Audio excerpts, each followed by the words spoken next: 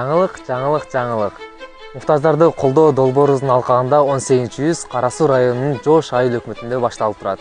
18-үй жалгыз бой эне 4 баланын энеси болгон, күйөөсү кайтыш болгон Күлпечкебизге башталып турат. Салынып жаткан үй заман талабына ылайык 3 бөлмөлүү.